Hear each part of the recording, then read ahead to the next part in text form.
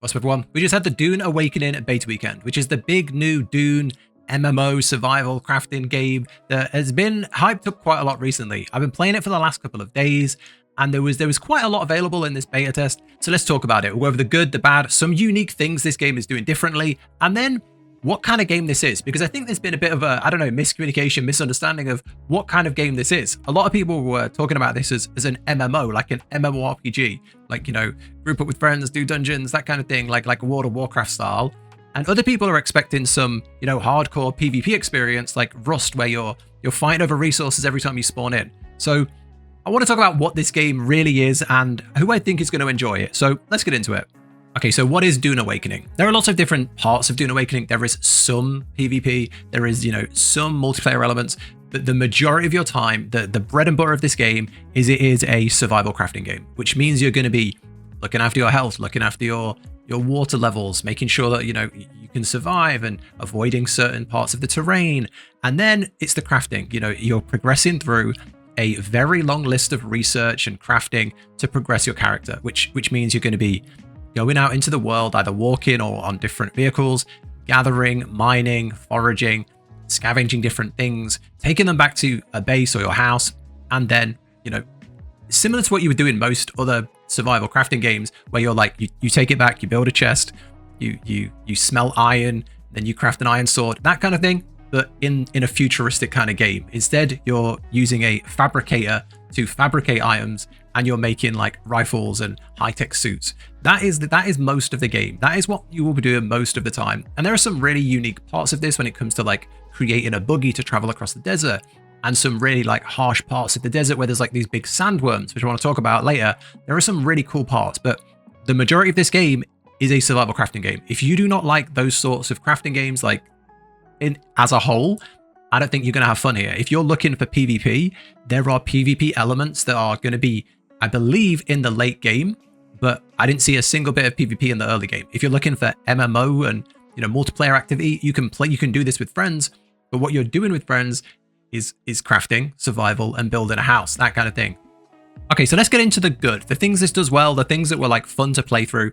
And I think the number one thing is that survival crafting part. It is a good survival crafting game. When it comes to going out and foraging, you start out by like, you're in a desert, so you're in this like big, I'm playing as we talk, so we're in this big open desert, and in the desert there are these sandstorms, and if you get caught in one, it's over. You've got to find some sort of like shade or a, you know, or you've got to build a base. There are these big sandworms that will like come out of the ground and just chase you down and destroy you. You can even hear them now, because there's one spawning like over in the distance over there, and they're constantly active. They're constantly popping up. And if I was to try and cross this desert right now, one would probably appear. So the survival part feels good. On top of this, because you're in the desert, you have a water thing that you have to monitor. If you stare in the sun too long, you can see your exposure goes up. So you have to like hide or find advanced suits you have to craft advanced suits that protect you from the heat. On top of that, you have to like scavenge for water, so you can start by like drinking from these flowers, and then you have to go and fight enemies and harvest them, and then put them in a blood purifier, and then turn it into water. So then you can have like water in your base that you can then drink. And then the base building itself is really good. You know, it looks simple. You know, you have the chests, and you have like a way to process metals, things like that. But it's a little different to the average game where you have like a pickaxe and a smelter. You know, you have these fabricators, and you have, you know, a laser cutting device. So you scan something, and then you laser things down. You can laser your way into like wreckages and scavenge wreckages. You can break apart like vehicles that have gone on their side, things like that. So the survival crafting elements are really, really good. And if you are looking for a survival crafting game that is a little bit different, this one ticks all the boxes. I think it's going to do very well, and people that like that are going to love it. So big win there. The second thing I think this does really, really well is the story. So I don't want to ruin it by telling you what the story is, but if you are a Dune fan, there is this like journey where you go through, you know, all the different stories, and you have like the main story, then you have like side quests, and you go around and you find like outposts, and you can find people, things like that. But if you are a Dune fan, the lore here is fantastic. From the start, you pick like the different factions that you want to join, and you have a background. And there is so much like lore here. As someone who's only seen the films, I've never read, the books. I don't really know the lore that well. It was a bit wasted on me. Like I thought it was okay, but I didn't understand a lot of it. But you go through like these trials, and you go through these really heavy story moments as you progress. So as you progress further in the game, as you progress further through the map, you will unlock more and more story, and you will get to see more characters. You will get to do more things that align you with the world that you're in. And I think that is good, because most survival crafting games like this are very sandbox. You spawn in, you have maybe like a 5-minute, 10-minute tutorial, and you're good to go. Here, from what we've seen so far, they do a very good job of having story woven throughout the experience. Another thing that's really good here is exploration. So the world is broken up into sections, and as you progress, you find new ways to explore and navigate these. And you start out by walking, which is very slow. You unlock new abilities, which help you traverse. And then you get to vehicles. And there's no spoiler there. It's in the trailers. You can build and maintain buggies, like these little sand buggies. And then there are like these flying vehicles that have been shown as well that just look really cool. And traveling around is just fun. Like it is just a fun experience. The desert feels massive. So when it's kind of like, if you think back to the old MMOs where traveling was really slow and then you finally get your mount, it feels more rewarding because you didn't have all the fast travel. Very similar here. It sends you on a lot of walking, which feels very tedious. And then when you finally get the buggy, it feels really, really rewarding. So yeah, the exploration is good. And like I say, as you're traveling around, you've got these sandworms, you've got these like random events. You have like binoculars, so you can go to high ground and scout out the different areas of the map. And you might find like a little camp of scavengers. You might find these research dens, and you find these research dens. You go down into these dens, and these have like unlockable technologies, so you can progress your character. And that, the first research den you go in is where you actually learn how to make a buggy. So I think if you wrap it all up and say like the exploration, progression, and the crafting side of the game, if you are looking for that experience, it's very, very, very good. Okay, so now let's talk about some of the problems or the bad or the things that I personally didn't enjoy. Number one is the combat. I did not think the combat was great. I mean, crafting survival games generally aren't well known for having amazing combat. A lot of the games in this genre have very janky combat. You just kind of click, click, click, and try and just get through things. And it's very similar here in places. The melee combat is terrible. The melee combat is just jump forward and or hold down for a charge, and then there's like a parry. There is an element of melee combat there, but it's bad. It's just plain bad.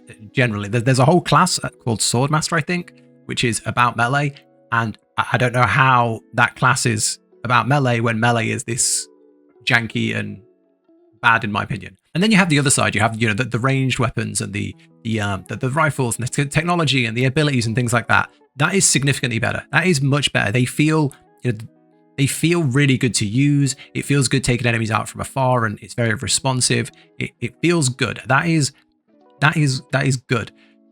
However, the combat itself just didn't feel great. I don't know what I was expecting, but it just didn't feel good. Especially, I mean, during the beta, we don't really have like end game. We don't really have any like really challenging things really. But most mobs are just very basic AI. They just sort of run at you.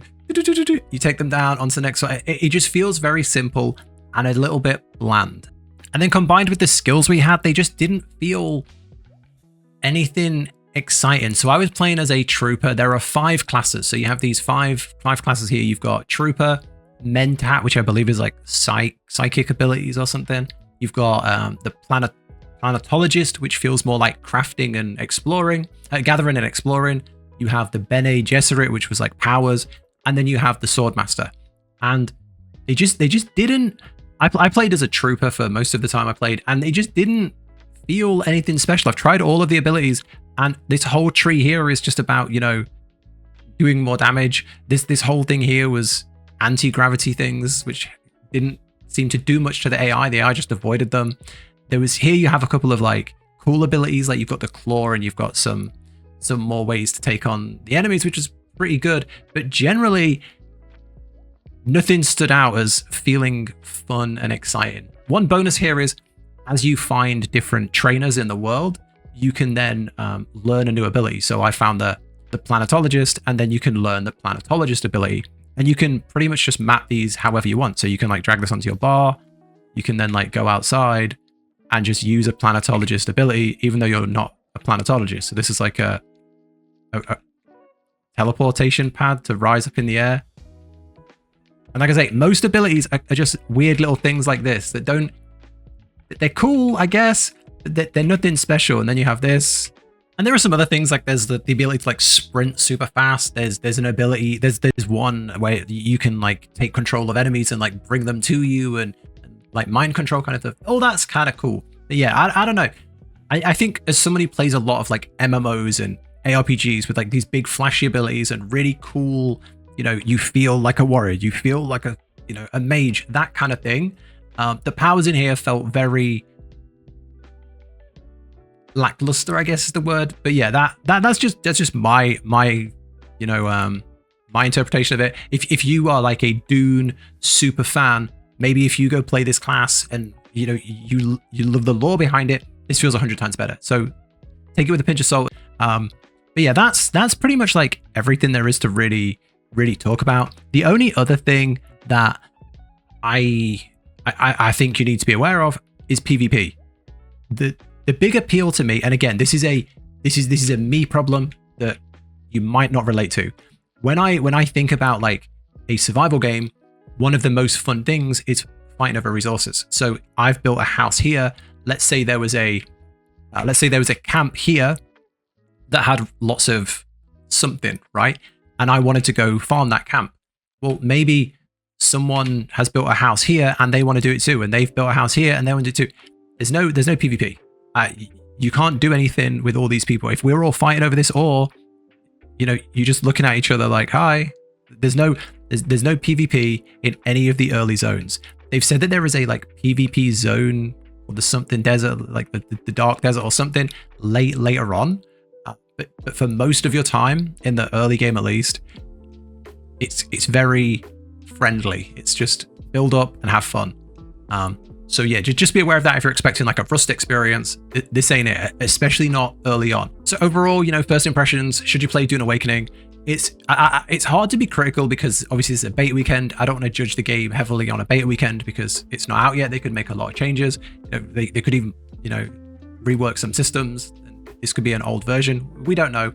And not only that, I've only seen like the early part of the game, which, you know, from seeing like the sandworms and the sandstorms, there could be much more exciting and much more, you know, interesting things later on in the later zones. The PvP could be incredible. The PvP could be some of the best ever made. Who knows? I've not played it. But what I can say is if you like survival crafting games, this does enough different that it's fun. This is very, very different in that, you know, you have the futuristic base building. When you build a base, you put down like blueprints and then you kind of upgrade them that way.